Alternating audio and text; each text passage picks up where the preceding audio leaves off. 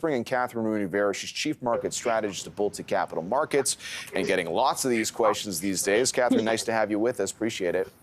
Thanks, John. So I'm just going to key in on what I think is the main message that got some equity investors excited yesterday.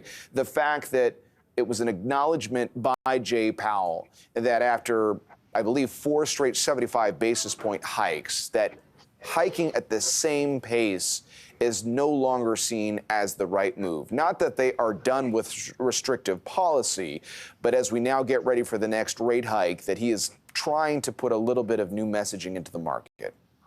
Yeah, you're right. The worst is apparently behind us for the markets.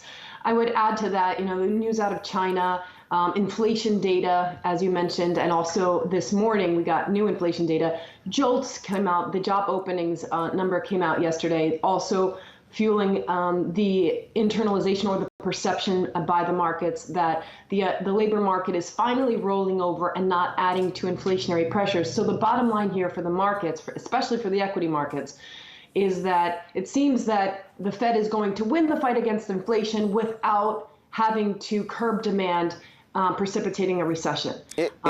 It's getting tough, though. I mean, we were just hearing from Mike Wilson, the lead strategist, Morgan Stanley, who gets a lot of check marks for his calls this year. He was on Bloomberg this morning, and in terms of this rally that we've seen, he was basically suggesting it's misguided, that there are a lot of people out there that really hate this bear market rally.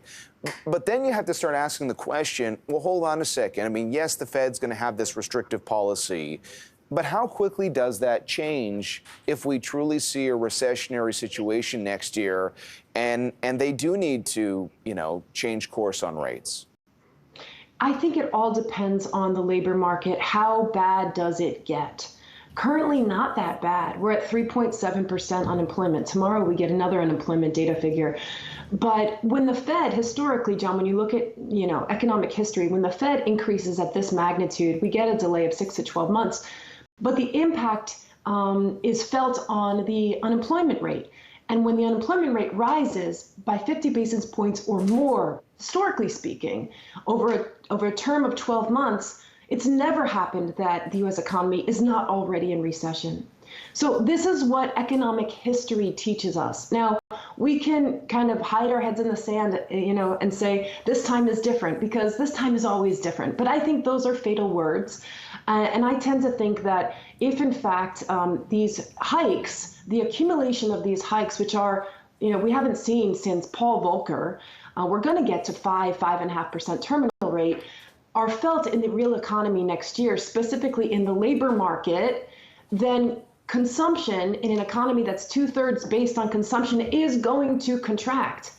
So we are probably still going to get into recession. And the Fed, I think, still wants kind of a recession to be able to get to that 2% target. We're still far from it. So look, I think if it depends on where we are in the labor market and in how deep the recession is next year. I think the Fed, in the event that we are mired in recession with millions of jobs lost next year, which seems a far cry from today because things are still looking pretty good. But if we are in that scenario in 3Q of next year, there's a very good chance that the Fed could cut rates by the end of next year, or certainly by the beginning of 2024. Okay, that's helpful context to be watching. Defense has worked out for some investors in 2022.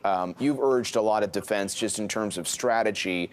Walk us through your thinking in both the equity market, but also the world of fixed income, because when you look at where yields are today, it does open the door to a fresh conversation for investors on where to park their money for now. It does indeed. And thank you for highlighting that, John.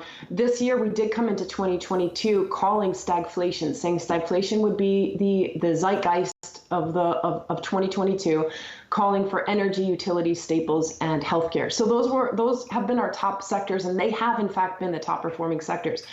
During a recession, those remain the top performing sectors. So I think going into next year, we want to be defensive, but I particularly like being in cash or cash equivalents. You can get T-bills, 3-month T-bills, 6-month commercial paper. We're talking yielding 4.5% to even 5% on investment grade short-term paper. So I think that's a very attractive place to park our cash, park our money for the next 3 to 6 months. Yes, there's going to be a Santa Claus rally. We all know that the market's momentum is good from year to year end. That doesn't mean that it's a linear trend up. In fact, I think next year we're going to get a turnover again in the equity markets, and I think 2023 is going to be an attractive place to look at fixed income, which has been so devastated this year. So once we get from everyone talking about inflation to everyone talking about the magnitude of the recession, then long duration fixed income becomes attractive.